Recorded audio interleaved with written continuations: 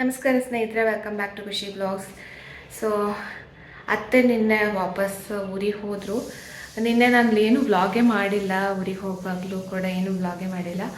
So ಹೋದರು. ಹಾಗೆ ನಾನಿವತ್ತು ಅಂದರೆ ನೆಕ್ಸ್ಟ್ ಡೇ ಮಧ್ಯಾಹ್ನ ಅಡುಗೆ ಎಲ್ಲ ಮುಗಿಸ್ಕೊಂಡು ಅನಗಂಗೋಸ್ಕರ ವೆಯ್ಟ್ ಮಾಡ್ತಾಯಿದ್ದೀನಿ. ಇವತ್ತು ಅಚ್ಯುತ್ ಅವರು ವರ್ಕ್ ಫ್ರಮ್ ಹೋಮ್ ತೊಗೊಂಡಿದ್ದಾರೆ. ಸುಮಾರು ದಿನ ಆಗಿತ್ತು ಅವ್ರು ತೊಗೊಳ್ದೆ, ಕರ್ಕೊಂಬರೋದಕ್ಕೆ ಹೋಗಿದ್ದಾರೆ ಅನಗನ. ಹಾಗಾಗಿ ನಾನು ಅಡುಗೆ ಎಲ್ಲ ರೆಡಿ ಮಾಡಿಕೊಂಡು ಕಾಯ್ತಾ ಇದ್ದೀನಿ. ಅನಗನ ಕರ್ಕೊಂಬರಕ್ಕೆ ಹೋಗಿ ಬರೋದು ಮಾತ್ರ ತುಂಬ ಸುಸ್ತಾಗುತ್ತೆ. ಸುಮಾರು 1.5 ಕಿಲೋಮೀಟ್ರ್ ಮೇಲೆ ನಡಿಬೇಕಾಗತ್ತೆ ಹೋಗಿ ಬಂದು. ಸೊ ಹಾಗಾಗಿ ಅದೊಂದು ತುಂಬ ಸುಸ್ತಾಗುತ್ತೆ. ಇವಾಗ ಮಧ್ಯಾಹ್ನ ಊರಂಗೂ ಅಲ್ಲ, ಇಲ್ಲಿ ಫುಲ್ ಬಿಸಿಲಿರುತ್ತೆ. ಮಳೆ ಬಂದರೂ ಕಷ್ಟ, ಬಿಸಿಲಿದ್ರೂ ಕಷ್ಟನೇ.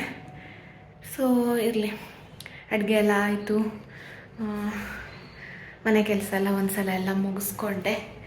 ಹಾಗೆ ವ್ಲಾಗ್ ಶುರು ಮಾಡೋಣ ಅಂತ ಅನ್ನಿಸ್ತು, ವ್ಲಾಗ್ ಶುರು ಮಾಡಿದೆ. ಸೊ ನಮ್ಮ ಚಾನಲ್ನ ಹೊಸದಾಗಿ ನೋಡ್ತಾ ಇದ್ದರೆ ಸಬ್ಸ್ಕ್ರೈಬ್ ಮಾಡಿಕೊಂಡು ಸಪೋರ್ಟ್ ಮಾಡಿ. Okay,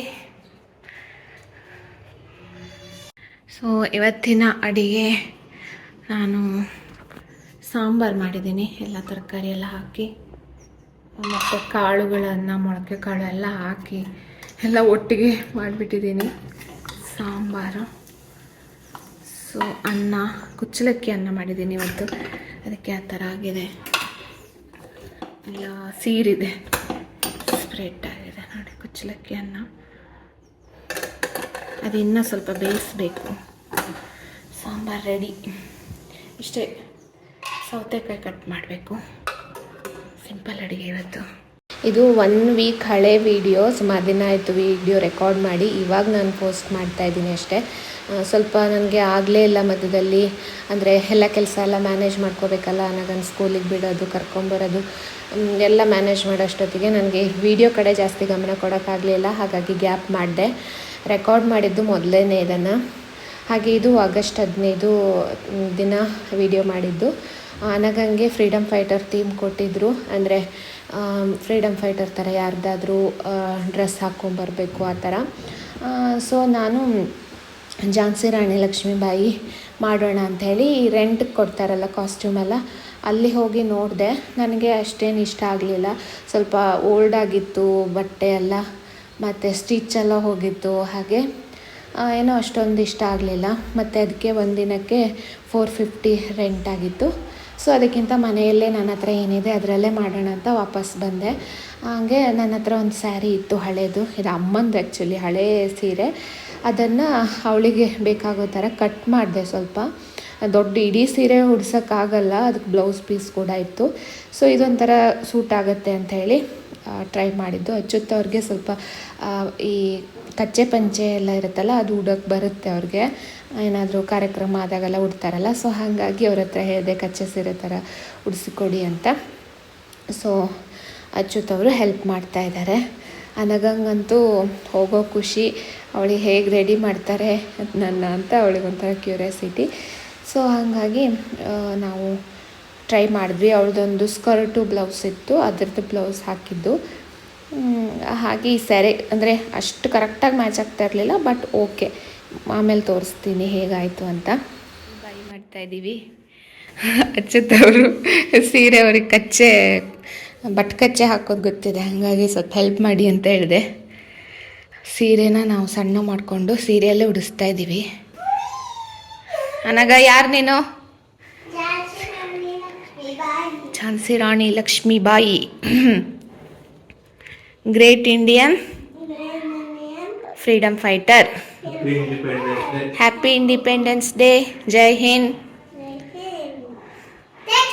thank you. Anagha almost ready ಆದ್ಲು. ಹೇರ್ ಸ್ಟೈಲ್ ಒಂದು ಮಾಡಿದ್ರೆ ಆಯ್ತು. ಇದು ನಮ್ಮದೇ ಸೀರೆ ಎಲ್ಲ ನಾವೇ ಉಡಿಸಿದ್ದು. ಆ್ಯಕ್ಚುಲಿ ಕಾಸ್ಟ್ಯೂಮ್ ತರೋಣ ಅಂತ ಹೋದೆ, ನನಗೆ ಅವರು ಇಷ್ಟ ಆಗಲಿಲ್ಲ. ಸ್ವಲ್ಪ ಒಂಥರ ಹಳೆ ಆಗಿತ್ತು, ಮತ್ತು ನನಗೆ ಬೇಕಾಗಿರೋ ಥರ ಕಲರ್ಫುಲ್ ಆಗಿ ಕಾಣಿಸ್ಲಿಲ್ಲ. ಮತ್ತು ರೆಂಟಿಗೆ 450 ಅಂತ ಹೇಳಿದ್ರು ಒಂದಿನಕ್ಕೆ. ವರ್ತಿದ್ರೆ ತರ್ತಿದ್ದೆ, ಬಟ್ ವರ್ತ್ ಅಂತ ಅನಿಸ್ಲಿಲ್ಲ, ಅಷ್ಟು ಇಷ್ಟ ಆಗಲಿಲ್ಲ. ಅದಕ್ಕೆ ನಮ್ಮ ಹತ್ರ ಇರೋ ಸೀರೆಯಲ್ಲೇ ನಾವು ಕಚ್ಚೆ ಸೀರೆ ಉಡಿಸಿದ್ವಿ. ಕಚ್ಚೆ ಸೀರೆ ಆಗ್ತದೆ ಹೇಗೆ ಉಟ್ಕೊಂಡ್ಬಕ್ಕೆ, ಬಟ್ ಕಚ್ಚೆ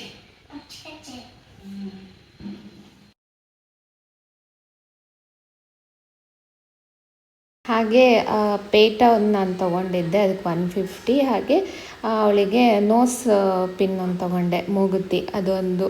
ಸೊ 2 ಪರ್ಚೇಸ್ ಮಾಡಿ ನಾನು ಈ ಥರ ಮಾಡಿದ್ದು. ಮಿಕ್ಕಿದ್ದೆಲ್ಲ ನನ್ನ ಹತ್ರ ಇತ್ತು. ಸೊ ಒಂಥರ ಚೆನ್ನಾಗಿ ಕಾಣಿಸ್ತಾ ಇದ್ಲು, ಇಷ್ಟ ಆಯಿತು ನನಗೆ. ಒಂದಷ್ಟು ಫೋಟೋಸ್ ಎಲ್ಲ ತೆಗೆಸ್ಕೊಂಡು ವೀಡಿಯೋ ಮಾಡ್ಕೊಂಡಿದ್ದಾಯಿತು. ಹಾಗೆ ಮಧ್ಯಾಹ್ನದ ಅಡಿಗೆ ನಾನು ಪಲಾವ್ ಮಾಡಿದ್ದೆ, ಎಲ್ಲ ತರಕಾರಿ ಕಾಳುಗಳನ್ನೆಲ್ಲ ಹಾಕಿ. ಅಂದರೆ ಪ್ರೋಟೀನ್ಗೆಲ್ಲ ಮತ್ತು ಎಕ್ಸ್ಟ್ರಾ ನನ್ನ ಹತ್ರ ಏನೂ ಮಾಡ್ಕೊಳಕ್ಕಾಗ್ತಿರ್ಲಿಲ್ಲ. ಅದಕ್ಕೋಸ್ಕರ ಎಲ್ಲನೂ ಒಟ್ಟಿಗೆ ಸಾಂಬಾರು ಮಾಡೋದಾಗಲಿ ಏನೇ ಮಾಡೋದಾದರೂ ಅದಕ್ಕೆ ಕಾಳುಗಳನ್ನು, ಮೊಳಕೆ ಕಾಳು ಎಲ್ಲ ಹಾಕಿ ಮಾಡಿಬಿಡ್ತಾಯಿದ್ದೆ. ಹಾಗೆ ಪಾತ್ರೆ ಎಲ್ಲ ವಾಶ್ ಮಾಡ್ಕೊಳ್ತಾ ಇದ್ದೀನಿ. ಅಂದರೆ ಒಂದಷ್ಟು ಪಾತ್ರೆಗಳನ್ನು ಆಗಾಗನೇ ವಾಶ್ ಮಾಡ್ಕೊಳ್ತೀನಿ, ಯಾಕಂದರೆ ಒಟ್ಟಿಗೆ ರಾಶಿ ಹಾಕ್ಕೊಂಡ್ರೆ ತುಂಬ ಹೊತ್ತು ನಿಂತ್ಕೊಂಡಿರೋಕ್ಕಾಗಲ್ಲ ಅಂತ. ಸೊ ಇದೊಂದು ಕೆಲಸ ಮುಗಿಸ್ಕೊಂಡ್ರೆ ಬೆಳಗ್ಗೆ ಒಂದು ದೊಡ್ಡ ಸುಮಾರಷ್ಟು ಪಾತ್ರೆ ಆಗುತ್ತೆ. ಅದೊಂದು ಮುಗಿಸ್ಕೊಂಡ್ಬಿಟ್ರೆ ನನಗೆ ಬೇರೆ ಏನು ಅಷ್ಟೊಂದು ಪಾತ್ರೆ ತೊಳೆಯೋದು ಅಷ್ಟೊಂದು ಇರೋದಿಲ್ಲ. ಮಧ್ಯಾಹ್ನ ಸಂಜೆ ಕಡಿಮೆ ಇರುತ್ತೆ. ಹಾಗೆ ಜಸ್ಟ್ ಪಲಾವ್ ಒಂದೇ ಮಾಡಿದ್ದೆ, ರಾಯ್ತ ಏನು ಮಾಡಿರಲಿಲ್ಲ. ಮೊಸರು ಹಾಕ್ಕೊಂಡು ತಿಂದರೆ ಆಯಿತು ಅಂತ. ಹಾಗೆ ಏನಾಯಿತು ಅಂದರೆ ನನಗೆ ಬ್ಲಡ್ ಟೆಸ್ಟ್ ಕೂಡ ಇತ್ತು. ಇವಾಗ 7th ಮಂತ್ ಆಲ್ಮೋಸ್ಟ್ ಮುಗಿತಾ ಬಂತು, ಇನ್ನೊಂದು ಸ್ವಲ್ಪ ದಿನ ಇದೆ ಅಷ್ಟೇ. ಸೊ ಹಾಗಾಗಿ ಗ್ರೋತ್ ಸ್ಕ್ಯಾನು ಮತ್ತು ಶುಗರ್ ಟೆಸ್ಟು ಎಲ್ಲನೂ ಇತ್ತು. ಸೊ ಅದೊಂದು ನನಗೆ ಸ್ವಲ್ಪ ಭಯ ಇತ್ತು, ಯಾಕಂದರೆ 3 months ಅವಾಗ ಮಾಡ್ತಾರಲ್ವ ಬ್ಲಡ್ ಟೆಸ್ಟು. ಆವಾಗ ನನಗೆ ಶುಗರೆಲ್ಲ ನಾರ್ಮಲ್ಲೇ ಬಂದಿತ್ತು. ನಾನು ಅದೇ ಥರ ನಾರ್ಮಲ್ಲೇ ಬರಲಿ, ಇವಾಗಲೂ ಹಾಗೆ ಬರುತ್ತೆ. ಈ ಸಲ ನಾನು ಫುಲ್ ಆ್ಯಕ್ಟಿವ್ ಆಗೂ ಇದ್ದೀನಿ, ಎಲ್ಲ ಕಡೆ ಓಡಾಡ್ತಾ ಇದ್ದೀನಿ ಅಂತ ಅಂದ್ಕೊಂಡು ಧೈರ್ಯವಾಗಿಯೇ ಇದ್ದೆ. ಬೆಳಿಗ್ಗೆ ಬೇಗ ನನಗೆ ಬ್ಲಡ್ ಟೆಸ್ಟ್ಗೆ ಬರ್ತೀನಿ ಅಂತ ಹೇಳಿದರು. ನಾವು Cloud9 ಬುಕ್ ಮಾಡ್ತೀವಿ, ಮನೆಗೆ ಬಂದು ಬ್ಲಡ್ ತಗೊಂಡು ಹೋಗ್ತಾರೆ. ಮತ್ತು ಹಾಸ್ಪಿಟ್ಲಿಗೆ ಹೋಗೋದು, ಮತ್ತು ತಿಂಡಿ ತಿನ್ನೋದು, ಆಮೇಲೆ ಮತ್ತೆ ಕೊಡೋದು ಎಲ್ಲ ತುಂಬ ಇದಾಗುತ್ತೆ ಅಂಥೇಳಿ ನಾವು ಮನೆಗೆ ಕರೆಸಿದ್ವಿ. ಬೆಳಗ್ಗೆ 5 ಗಂಟೆಗೆ ಎದ್ದು ಗ್ಲೂಕೋಸ್ ಕುಡಿಯೋದಿತ್ತು. 50 ಗ್ರಾಮ್ ಗ್ಲೂಕೋಸ್ ಕುಡಿಬೇಕು. ಸೊ ಇದಂತೂ ನನಗೆ ಸೇರೋದೇ ಇಲ್ಲ, ಒಂಥರ ಆಗುತ್ತೆ, ಅದ್ರ ಕುಡಿಲೇಬೇಕು. ಯಾಕಂದರೆ ಇದು ಕುಡಿದು 1 ತಾಸಿಗೆ ಅವ್ರು ಬಂದು ಬ್ಲಡ್ ತೊಗೊಂಡು ಹೋಗ್ತಾರೆ. ಸೊ ಹೆಂಗೋ ಮಾಡಿ ಕುಡಿದೆ. ಸ್ವೀಟ್ ಅಂದರೆ ಸ್ವೀಟಾಗಿರುತ್ತೆ, ಒಂಥರ ಬೇರೆ ಏನು ಟೇಸ್ಟ್ ಇರಲ್ಲ, ಅದರದ್ದೇನೋ ಒಂಥರ ಮನಸ್ಸಿಗೆ ಹಾಗೆ ಕುಡಿದು ಹಾಗೆ ಸ್ವಲ್ಪ ಹೊತ್ತು ಮಲ್ಕೊಂಡಿದ್ದೆ. ಆನಂತರ 6 ಗಂಟೆ 10 ನಿಮಿಷ ಇದ್ದಾಗಲೇ ಬಂದರು, ಬ್ಲಡ್ ತೊಗೊಂಡು ಹೋದರು. ಆವಾಗ ನಾನು ವೀಡಿಯೋ ಮಾಡಿರಲಿಲ್ಲ. ಅನಘ ಕೂಡ ಅಷ್ಟು ಬೇಗನೆ ಎದ್ಬಿಟ್ಲು. ಸೊ ನನಗೊಂದು ಅನ್ನಿಸ್ತಾ ಇತ್ತು, ಬ್ಲಡ್ ರಿಪೋರ್ಟ್ ಏನು ಬರುತ್ತೆ ಅಂತ. ಏನಾಗಬಾರ್ದು ಅಂದ್ಕೊಂಡಿದ್ನೋ ಅದೇ ಆಯಿತು. ಆ್ಯಕ್ಚುಲಿ ನಂಗೆ ಸ್ವಲ್ಪ ಶುಗರ್ ಲೆವೆಲ್ಲು ಒಂಚೂರು ಜಾಸ್ತಿನೇ ಬಂತು, ಬಾರ್ಡರ್ ಲೈನ್ ಕ್ರಾಸ್ ಆಯಿತು. ಅಂದರೆ ಸಂಜೆ ನಂಗೆ ರಿಪೋರ್ಟ್ ಸಿಕ್ತು ಅವತ್ತಿನ ದಿನ. ಇದು ನೆಕ್ಸ್ಟ್ 1-2 ದಿನ ಬಿಟ್ಟು ನಾನು ವ್ಲಾಗ್ ಹಾಕ್ತಾ ಇರೋದು. ಸೊ ಮಧ್ಯದಲ್ಲಿ ನಾನು ವ್ಲಾಗ್ ಮಾಡಿರಲಿಲ್ಲ. ಮತ್ತು ನಾನು ಒಂದೇ ಡ್ರೆಸ್ಸಲ್ಲಿ ಇದ್ದೀನಿ ಅಂತ ಅಂದ್ಕೋಬೇಡಿ, ಯಾಕಂದರೆ 1-2 ದಿನ ಬಿಟ್ಟು ನಾನು ವ್ಲಾಗ್ ಮಾಡಿರೋದು. ಬೆಳಗ್ಗೆ ಇದು ತಿಂಡಿ ಮತ್ತು ಅಡುಗೆ ಎಲ್ಲ ತಯಾರಿ ಮಾಡ್ಕೊಳ್ತಾ ಇದ್ದೆ. ಸೊ ನಂಗೆ ಶುಗರ್ ಲೆವೆಲ್ ಸ್ವಲ್ಪ ಜಾಸ್ತಿ ಬಂದಿರೋದ್ರಿಂದ ಒಂಥರ ಬೇಜಾರಾಗ್ತಾಯಿತ್ತು. ಏನಾಗಬಾರ್ದು ಅಂದ್ಕೊಂಡಿದ್ನು ಅದೇ ಆಯಿತು ಅಂಥೇಳಿ. ಸೊ ಅದಕ್ಕೆ ಡಯೆಟ್ಟು ಏನೇನು ಮಾಡಬೇಕು ಎಲ್ಲನೂ ನನಗೆ ನೆಕ್ಸ್ಟ್ ಡೇ ಡಾಕ್ಟ್ರ್ ಹತ್ರ ಗ್ರೋತ್ ಸ್ಕ್ಯಾನಿಗೆ ಹೋಗೋದಿತ್ತು. ಆವಾಗ ಈ ರಿಪೋರ್ಟ್ ತೋರಿಸಿ ಇನ್ನೇನು ಅಂತ ನೋಡ್ಕೊಂಬರಬೇಕು ಅಂತ ಅಂದ್ಕೊಂಡಿದ್ದೆ. ಸೊ ಅದು ಆಗಿದೆ, ಗ್ರೋತ್ ಸ್ಕ್ಯಾನ್ ಕೂಡ ಆಯಿತು ನಂದು. ಡಾಕ್ಟ್ರ್ ಹತ್ರ ಕೂಡ ಹೋಗಿ ಬಂದೆ. ಅದು ನೆಕ್ಸ್ಟ್ ವ್ಲಾಗಲ್ಲಿ ನಾನು ಅಪ್ಡೇಟ್ ಮಾಡ್ತೀನಿ. ಸದ್ಯಕ್ಕೆ ಇದು ಒಂದೇ, ಅಂದರೆ ಇಷ್ಟೇ ಸಾಕು. ಮತ್ತೊಂದು ವೀಡಿಯೋನ ನಾನು ಮುಂದಿನ ವೀಡಿಯೋದಲ್ಲಿ ಏನೆಲ್ಲ ಆಯಿತು ಗ್ರೋತ್ ಸ್ಕ್ಯಾನಲ್ಲಿ, ಬ್ಲಡ್ ರಿಪೋರ್ಟ್ ನೋಡಿ, ಶುಗರ್ ಲೆವೆಲೆಲ್ಲ ನೋಡಿ ಡಾಕ್ಟ್ರ್ ಏನಂದರು ಎಲ್ಲನೂ ಮುಂದಿನ ವೀಡಿಯೋದಲ್ಲಿ ಹಂಚ್ಕೊಳ್ತೀನಿ. ಬಟ್ ಇನ್ನು 2 ತಿಂಗಳು ಸ್ವಲ್ಪ ಡಿಫಿಕಲ್ಟ್ ಅಂತಲೇ ಹೇಳ್ಬೋದು. ಸ್ಟ್ರಿಕ್ಟಾಗಿ ಎಲ್ಲ ನೋಡ್ಕೊಂಡು ಹೋಗಬೇಕು, ಡಯೆಟ್ಟು ಎಲ್ಲನೂ. ಬಿಕಾಸ್ ಕಂಟ್ರೋಲ್ ಆಗುತ್ತಾ ಏನು ಅಂತೆಲ್ಲ ನೋಡಬೇಕಲ್ಲ ಫುಡ್ಡಲ್ಲೇ. ಸೊ ಅದೆಲ್ಲ ಇದೆ. ಅದನ್ನೆಲ್ಲ ಏನಾಯಿತು ಅಂತ ನಾನು ನೆಕ್ಸ್ಟ್ ವ್ಲಾಗಲ್ಲಿ ಕಂಟಿನ್ಯೂ ಮಾಡ್ತೀನಿ, ಹೇಳ್ತೀನಿ. ಇವಾಗ ಇಲ್ಲಿ ನಾನು ಬೀಟ್ರೂಟ್ ಪಲ್ಯ ಮಾಡ್ತಾಯಿದ್ದೀನಿ. ಹಾಗೆ ಸಾಂಬಾರಿಗೆ ತರಕಾರಿ ಮತ್ತು ಬೇಳೆನೆಲ್ಲ ಬೇಯಿಸಿ ಇಟ್ಕೊಂಡಿದ್ದೆ. ಹಾಗೆ ಮಾತಾಡುವಾಗ ಸ್ವಲ್ಪ ಜಾಸ್ತಿ ಉಸಿರು ಬರುತ್ತೆ ನನಗೆ, ಅದನ್ನು ಇಗ್ನೋರ್ ಮಾಡಿ. ಏನು ಮಾಡೋಕ್ಕಾಗಲ್ಲ, ಈ ಥರ ಮಾತಾಡುವಾಗ ನಂಗೆ ಬರುತ್ತೆ, ಉಸಿರು ಜಾಸ್ತಿ ಬರುತ್ತೆ. ಸೊ ಅಡುಗೆ ಎಲ್ಲ ರೆಡಿ ಆಗ್ತಾಯಿದೆ. ಬೆಳಗ್ಗೆನೇ ಮಾಡ್ಕೊಂಬಿಡ್ತೀನಿ ಪಲ್ಯ ಮತ್ತು ತರಕಾರಿ ಸಾಂಬಾರು. ಹಾಗೆ ದೋಸೆ ಕೂಡ ರೆಡಿ ಮಾಡಿಕೊಂಡೆ. ಸಾಂಬಾರು ಮಾಡ್ಕೊಂಬಿಟ್ರೆ ದೋಸೆಗೆ ನೆಂಚ್ಕೊಳ್ಳೋದಕ್ಕೆ ಮತ್ತೊಂದೇನೋ ಮಾಡಬೇಕು ಅಂತ ಇರೋದಿಲ್ಲ ನಮಗೆ. ತುಪ್ಪ ಬೆಲ್ಲ ಎಲ್ಲ ಹಾಕ್ಕೊಳ್ತಾಳೆ ಅನ್ನಾಗ. ಗರ್ಗರಿ ದೋಸೆ ತುಂಬ ಚೆನ್ನಾಗಾಗಿತ್ತು. ಮೊದಲನೇ ದಿನ ಏನೋ ದೋಸೆ ಹಿಟ್ಟು ಬೀಸಿ ಅಂದರೆ ರುಬ್ಬಿಟ್ಕೊಂಡಿದ್ರಿಂದ ಬೆಳಗ್ಗೆ ಈಸಿ ಆಗುತ್ತೆ. ಸಂಜೆ ಇವಾಗ ಯಾರು ರುಬ್ತಾರೆ ಅಂತ ಅನಿಸಿದ್ರು ಕೂಡ ನಾನು ಹೆಂಗಾದರೂ ಮಾಡಿ ರುಬ್ಬಿಟ್ಬಿಡ್ತೀನಿ, ಬೆಳಗ್ಗೆ ಈಸಿ ಆಗಿಬಿಡುತ್ತೆ ಅಂಥೇಳಿ. ಸೊ ಇವಾಗ ಬಿಸಿ ಬಿಸಿ ದೋಸೆ. ಡಯಟ್ ಚಾರ್ಟ್ ಎಲ್ಲ ಬಂದಮೇಲೆ ನಾನು ಸಂಪೂರ್ಣವಾಗಿ ಅಂದರೆ ತಿಂಡಿ ಊಟ ಎಲ್ಲನೂ ಚೇಂಜ್ ಮಾಡಬೇಕು. ಸೊ ಅದೆಲ್ಲ ಹೇಳ್ತೀನಿ, ಯಾವ ಥರ ಚೇಂಜ್ ಮಾಡ್ಕೋಬೇಕು ಅಂತ ಹೇಳಿದ್ದಾರೆ, ಏನೇನು ಬಿಡಬೇಕು ಅಂತ ಹೇಳಿದ್ದಾರೆ ಅಂತ.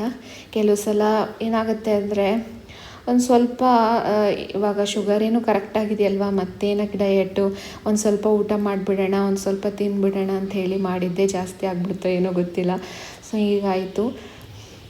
ಬಟ್ ಇಷ್ಟು ದಿನ ನಾನೇನೋ ಆ ಡಯಟು ಈ ಡಯಟು ಅಂತ ಹೋಗಿರಲಿಲ್ಲ, ಇನ್ಮೇಲೆ ಮಾಡಬೇಕಾಗತ್ತೆ.